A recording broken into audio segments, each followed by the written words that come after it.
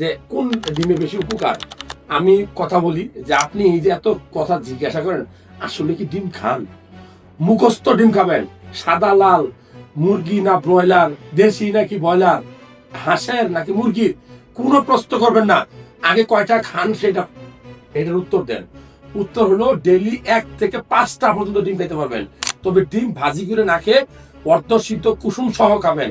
কুসুমের ভিতরে ডিমের কুসুমের থাকে কলিন, যেটা আপনার ব্রেন স্মৃতিশক্তি বৃদ্ধি করবে। ডিমে থাকে ভালো মানের কোলেস্টেরল, এইচডিএল। আপনি ডেইলি যদি কেউ 2টা ডিম খায়, একটা মানুষের সুস্থতার জন্য 300 মিলিগ্রাম ভালো কোলেস্টেরল দরকার। 2টা ডিমেই সেটা চলে আসবে। তো আমি বলবো লাল বলেন সাদা বলেন, এগুলো খুব বেশি পার্থক্য হয় না, হয়তো 19.5 20। তো যেই মুরগি আপনি রাস্তাঘাটে ময়লা খুঁটে খায়, সেই মুরগির ডিম সবচেয়ে ভালো।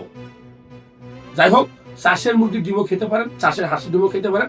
তবে যদি ফিড যেটা ব্যবহার করা হয়, সেটা যদি অসাধু ব্যবসায়ী হয়, আল্লাহ তার বিচার করবে, সেটা আলাদা হিসাব। তবে ডিমে প্রচুর পরিমাণে প্রোটিন থাকে, আয়রন থাকে, জিঙ্ক থাকে। ডেইলি 2-3টা ডিম খাওয়া উচিত।